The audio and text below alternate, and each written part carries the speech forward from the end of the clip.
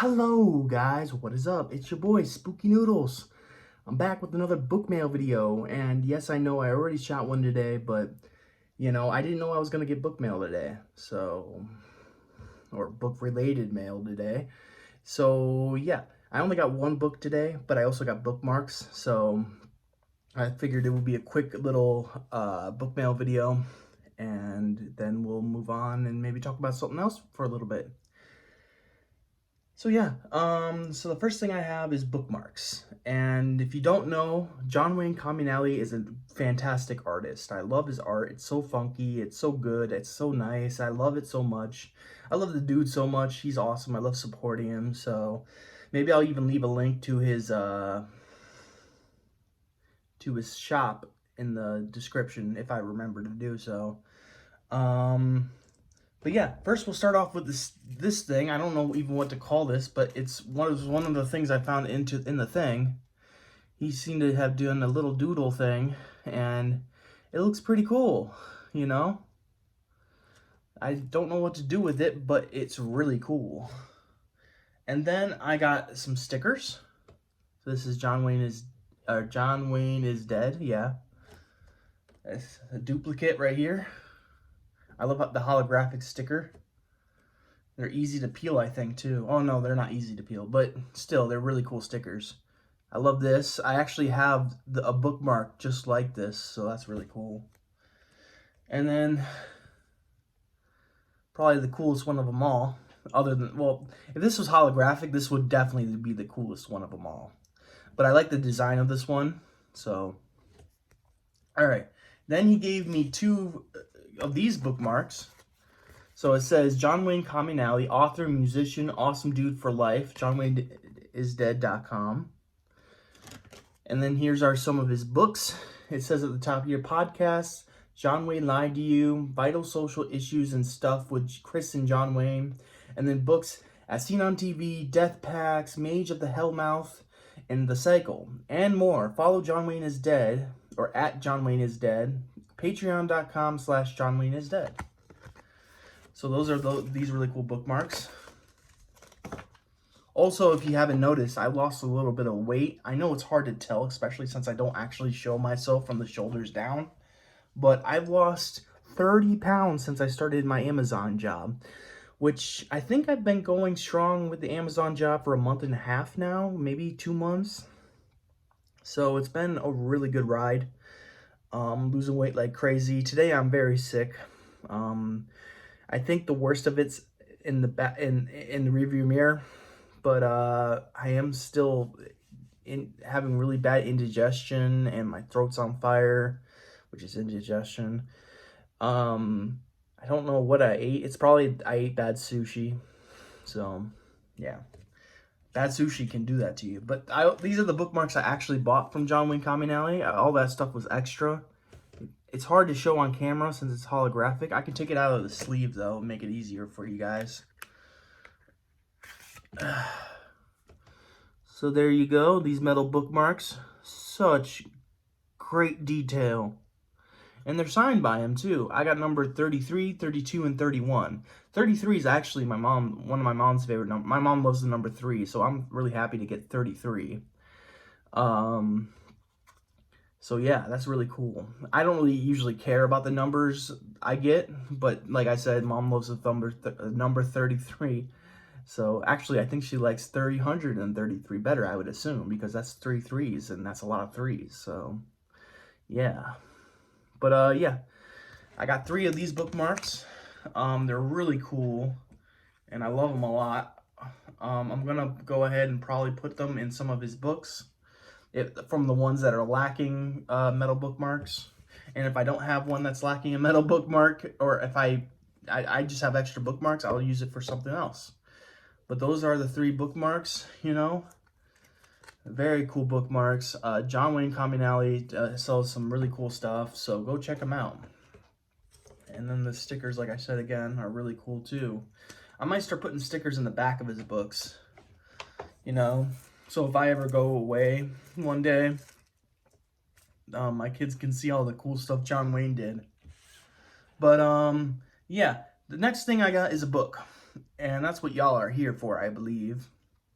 This book is a chunker, coming in at a lot of blank pages at the back here. 383 pages. So this is someone's like life story. Although I will say this, the font is like almost double. It might be double spaced. So, or maybe even 2.5 or 2. Still, I think it's like really spaced out. And not saying it's bad or anything. I'm just saying that will pad the page count. But still, 383 pages is a lot of pages for a book. So someone put their, poured their soul out for this book. And unfortunately, for me, the back is all in cursive. So I'm going to probably make myself look like a total loser at the moment, since I'm not great at reading cursive. But I'll do my best with the writing. But the book I'm talking about is Vanilla by, I'm going to jack up this name, Mona Cabani, Mona Cabani, Vanilla. That's a pretty cool cover. I really like that cover. And I like the little edgings of the cover, like it's in a frame. Like that. I like that. And I don't know who did the cover. Maybe it says it on the inside here. There's interior art too. That's pretty cool. Oh, this book is separated in parts. That's pretty cool too. Let me see here. Graphic design by Mitch Green. And the illustrations by Andy Broughton. So cool. I bought this book because I heard it was a female coming-of-age story, and I love coming-of-age stories of all variety. So I, of course, had to get my grubby little hands on this one. Like I talked earlier, The Rust Maidens is a coming-of-age story, and I cannot wait to read it. I can't wait to read all my coming-of-age stories. I just am in love with coming-of-age stories. It's a part of my childhood. I had a great childhood, and I love reminiscing about those times and what happened and what went on back in the day. So I like reminiscing, and I cannot wait to do some reminiscing. I believe this book takes place, if I'm not mistaken, in no, that was Rust Maidens. No, I'm getting this confused with Rust Maidens. I don't know when this takes place, but I'm ready to read it to you guys, if I can, because it's in cursive, so I apologize. But here we go. Who knew innocence could cause so much death? The cure for the sick is in the devil's blood. He invests this magic in the children. One child's life saved in exchange for a sacrifice, and parents are eager to sacrifice. But what happens when the devil comes across a child he cannot find the will to return? A child he wishes to keep. Vanilla sits in the concrete room, the one she has lived in since she can remember, and smiles when the devil enters. She reaches her arms out, lets him cradle her against his chest, and calls him Daddy. Daddy fills her mind with nightmares of the outside, with all its creatures lurking, waiting to steal her from him, and she dreams of staying with him forever. But forever is infeasible. That is until the devil makes his own sacrifice. Dun dun dun. So that was not what I was expecting, but that sounds rad.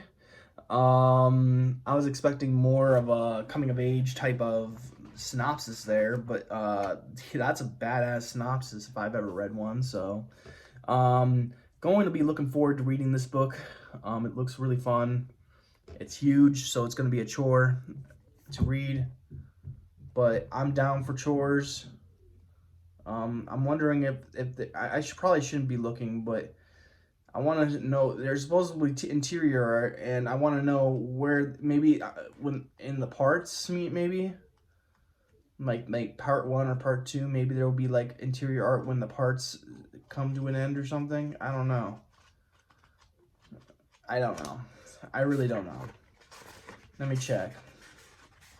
Part 1 is on page 28. So, no, there's not. So there's just one little illustration in the front. So, But yeah, this looks really fun, and I cannot wait to read it. And that's it. So news for writing, my writing. I'm still writing a bunch of stories and a bunch of novellas, but one of the things I wrote and finished this year was my novel, my magnum opus, if you will, for now, that is, until I grow another magnum opus, which doesn't make sense because you can only have one magnum opus. But yeah, Symbiotic has been written. It's like 190 pages or something like that. Um, I mean, once you actually format it, it's probably going to be like 160 or 70 pages, but yeah, I've already kind of formatted it a little bit how I want it to look, but my editor actually is starting to format my stuff, and she's doing a wonderful job of formatting it. So I think I might put it in her hands, and then we'll see how long the actual book is. I already have a cover for Symbiotic. I have interior art. I have typography. You know, all I gotta do is look over the book one more time, and then it's done, you know. Me and my editor, actually, I'm going to pay her to go through each chapter with me, and we're gonna edit as we go. And yeah, I'm really excited for this because this has been a project I've been working on since I started writing, you know. This ever since I started, like, ever since I read Carrie and the Traveling Vampire Show, I've been wanting to write a coming of age story of my own. And you will see a lot of King inspiration in this book, I guess, because it does resemble Christine and Carrie in a way. More so Christine than in Carrie, but if you combine the two, it's basically what you get with my book. You got two friends who are just trying to make it through school without getting tortured by their bullies, and then one day, well, I can't really tell you what happens. Basically, it's about well, I can't tell you what happens, but I will give you a synopsis when I can jot one down. But it's kind of a mix between Christine and Carrie, but more so Christine. I love Christine. It's one of my favorite Stephen King books, and I love the adaptation by John Carpenter. It's one of my favorite movies. I rarely think about it, but it is one of my favorite movies every time I do think about it. So I just adore that film. So, but yeah, love Christine. And that's kind of what it is.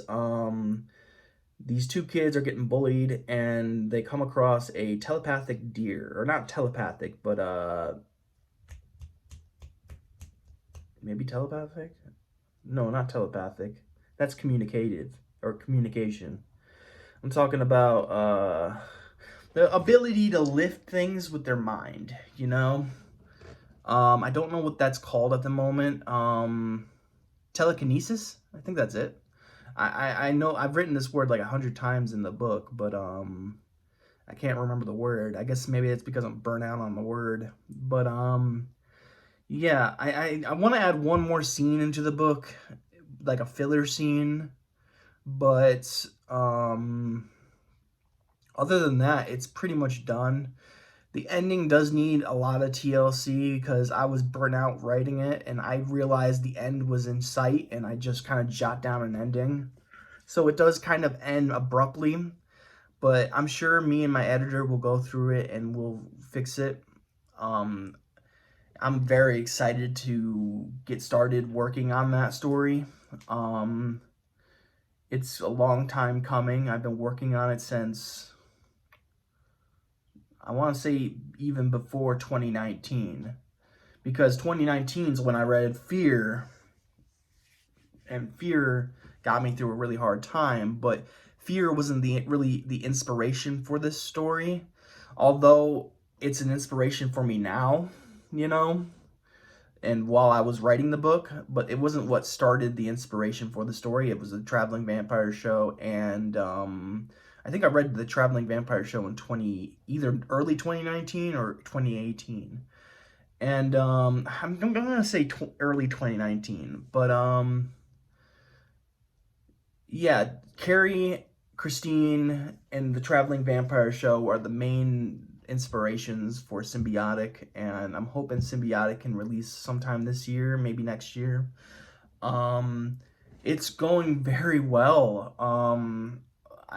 Writing wise, writing has been going very well when I do get to sit down and write. And I've just joined a group of friends that we are going to be doing writing sprints together. So that should be a lot of fun, and I'm going to bounce ideas off them and stuff like that.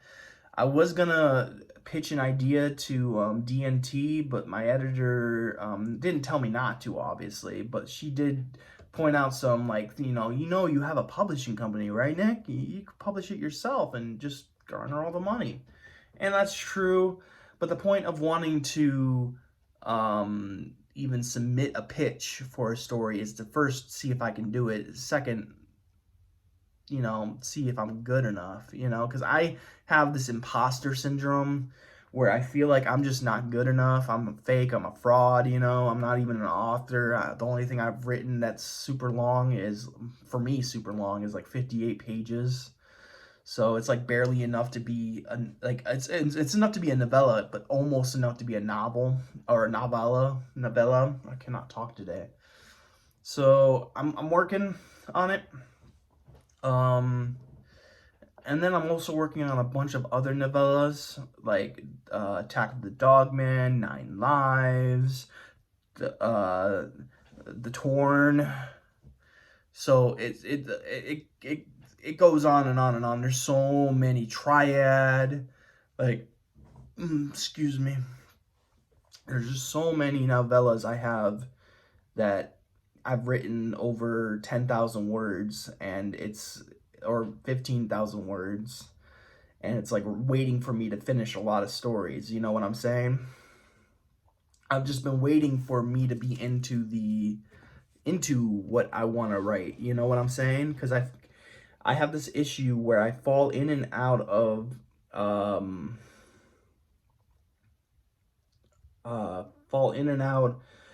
things that I like, like one moment I'm huge into, let's just say back in the day, I was huge into hockey, like I watched it religiously. I watched every single game for 2 years, maybe even 3 years. I watched every single game. Like I forced mom to go to Buffalo Wild Wings so we could see the game because we didn't really have television, which was very expensive, mind you. But then one day it switched and I wanted to watch basketball all the time. So, and I'm still a basketball fan. It's hard to turn me off of basketball because I've liked basketball since the Detroit Pistons won the championship in 2004, but I digress. But like my interests change over time, and sometimes it circles back to those interests, like there's almost like a thing, like in the beginning of the year I'm interested in certain things, and then as the year progresses, I get introduced to new things. Like there's always a cosmic horror period, there's always a slasher period. So there's always like little periods of the year where I'm interested in certain things, and that's when I write those certain things. So like my slasher story, 9 Lives, it's going very well. I've written quite a bit in that story, but I'm just not in the mood for writing a slasher at the moment. But what I am interested in right now is the Michigan Dog Man, and writing a story that about a news reporting team that goes out into the wilderness to do a segment and then gets attacked by the legendary Dog Man. Very simple story, but I plan on doing a lot with it and making it a very quick novella. Right now I've only written like 1,000 words, but and I've done a lot, like make a trailer. I'm very ambitious with my stuff.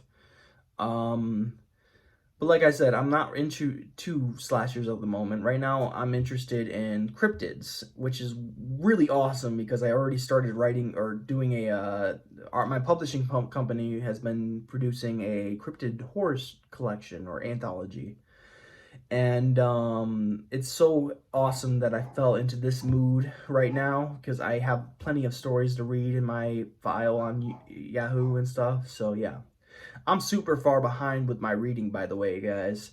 And that's because I'm running a business, you know, and I'm running my own business. Like, not only my own business, but I'm running my myself. Like, I'm doing a lot of stuff for me, like Nicholas Gray. So it's not only Splattering Publishing, but it's also Nicholas Gray, you know. So my time, I've been kind of kicking it into gear, the fourth gear or whatever they say, fifth gear, whatever the saying is. I've been kicking it into that gear, and I've been trying to really pursue this writing career, you know, because I really like it, doing it. So far, I think the best thing I've written is the Chilean Centipede, probably up there with The Thing in the Ward. Those two stories I think are my best. So if you want The Thing in the Ward, go grab Gray Matter, the revised edition. It's in there. And there's also a bunch of really cool stories in the Gray Matter edition. Like, oh, by the way, my short story collection, my newest one, is coming out soon. I do want to add one more story to it, but for the life of me, I can't figure out what it would be. It's just a story to make the cover make sense, you know what I'm saying? Because right now, it has like this person ripping open their chest or something like that. And it doesn't make any sense with any of the stories that are within the anthology or the collection. But it's the collection is called Grey's Anatomy, and he's ripping open his chest to release all the stories within the book. That's what my mind was going with when I was looking at the cover and stuff like that. But I'm hoping that it turns out well. I don't really have high hopes for sales when it comes to collections, because I don't feel like anyone buys collections anymore. They'll buy anthologies, don't get me wrong, but collections by individual authors, I don't think those sell as much as they used to. So I don't plan on selling a lot of this book, but I want to get it out before I go to the convention in May, so I have it in May, and I have it something to sell. I'm planning on bringing Gray Matter, I plan on bringing Grey's Anatomy, and I plan on bringing the Chilean Centipede. And I might bring some of the other books that I, like small chapbook things I made. Well, not chapbooks, but novelettes. Like The Woman Shrouded in Flies and Field of Fiends. But honestly, Field of Fiends and The Woman Shrouded in Flies are going to be in Grey's Anatomy, so there's no point of really bringing them. But, yeah, the Chilean Centipede, Grey's Anatomy, Gray Matter are what I'm bringing to the show. I know it's not a big bibliography, but I'm working on it. Like I said, I got tons of novellas in the works. I have my first novel in the works. Well, not even in the works. It's in the rough. It's the rough draft's finished. It just needs to. I just need to go through it one more time, and it will be done. Also, if you can hear that, it's my sister's dog. I apologize. He's making a lot of racket. He does not like being alone in the room without my sister, so sorry. But, yeah, that's my writing news. I'm trying to think if there was anything I'm leaving out. Like I said, Dogman story. I'm really excited about that one. That's kind of been my main focus. Then I have the novel that I'm Symbiotic. I'm super stoked for that one. You don't even know. Like, I feel like that one's gonna like make or break me when it comes to sales. I believe that it's good enough to be my biggest selling book, but at the same time, I have a fear that it's just not going to be good enough, and if that's not good enough, that's the best I have to offer, basically, when it comes to stories. So, you know, we'll see. We'll see. Hopefully, things turn out well, and I don't have to worry. But I am worrying at the moment. My editor's gonna read the prologue and maybe even chapter 1.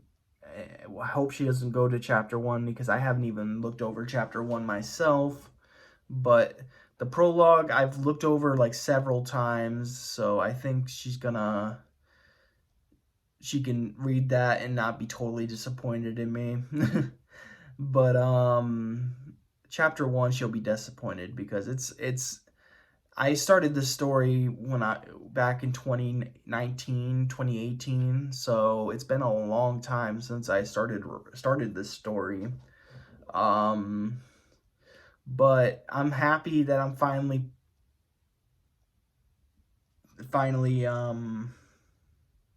I lost the word I was going to use. That I'm progressing with this, or not progressing. I'm just happy that I'm going through with this, like I'm finally working on Symbiotic again, because for the longest time there I thought it was like just one of those awesome stories I wrote that I was never going to complete, and then I completed it, and now it's in the rough draft stage, and we're going to slowly edit it and stuff like that, and it's going to be great. But anyways, I've kind of rambled on a little bit. I think we stopped the book mail at like 10 minutes, so I've been talking about writing for like 16 minutes, so I apologize. But I'm going to let you guys go now, so I hope you guys are having a great day. I hope you have a spooky night, and I'll catch you in the next video. Peace out, guys.